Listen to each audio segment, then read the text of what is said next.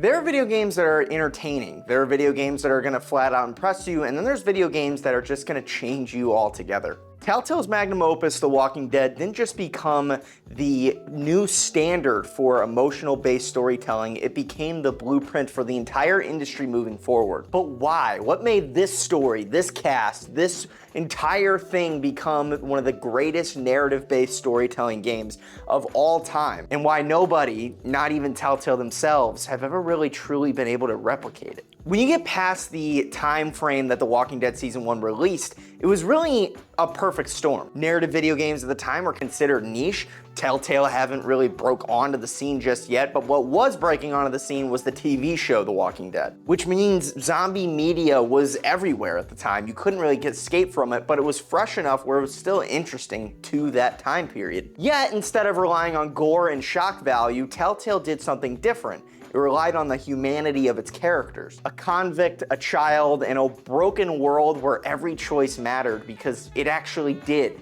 Lee and Clementine weren't just characters, they were us at the time, because this decision-making, storytelling, video game type of narrative storytelling was different. It wasn't done that often. At least not to this level, so whenever you played the game, you felt like Lee Everett. You hopefully carried the same guilt, the same fear. You were hopefully making decisions for him because they were the decisions that you may have made. When you would do something that impacted Clementine and you got the little notification in the corner, regardless of how much it really meant, and we didn't know this at the time, that Clementine was going to remember that, that was a threat. Telltale's writing in Season 1 was on a consistent basis at a level that I don't think that they reached after releasing it. There were moments in Season 2, which we'll get to in another video, I'm sure. But every character mattered. Penny wasn't just stubborn, Lily wasn't annoying, Ben wasn't just a fuck up.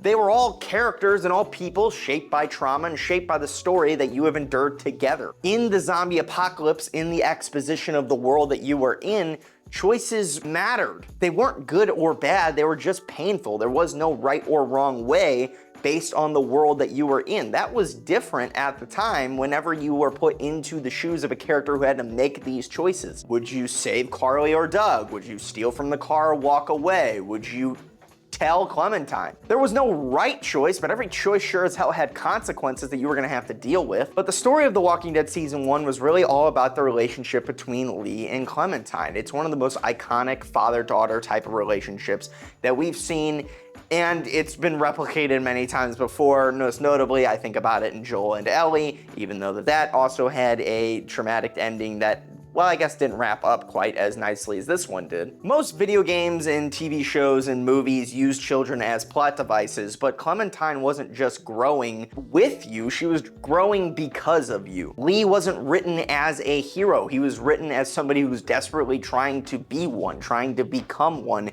if that was the route you wanted to take. But regardless if you made every shitbag decision in the book, Lee was still good at heart. That duality is rare. It's really hard to replicate. It's probably why we don't see it as much. Lee's entire arc of going through redemption, through fatherhood, is beautiful and gorgeous, and he isn't gifted a second chance, but he gives it to Clementine. In this world, there was no way that you were going to get out of Season 1 alive, especially when at the time Season 2 probably didn't have any plans, because I'm sure Telltale didn't know how successful Season 1 was going to be, but it ended up becoming a mega hit. But it's almost fitting that even though their story ends traumatically, it ends the way that it should have.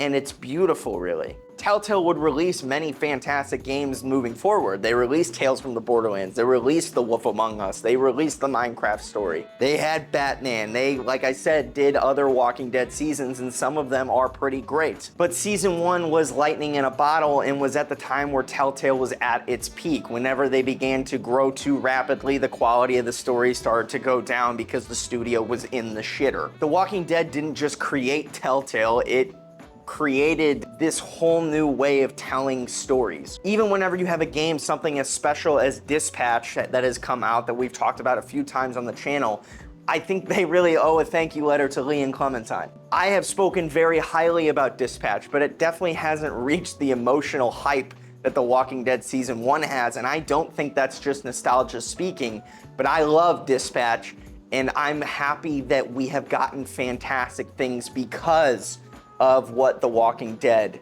managed to do. And no matter how hard you try, I don't think that you can recreate Lee and Clementine, because they aren't just characters, they're a magnum opus.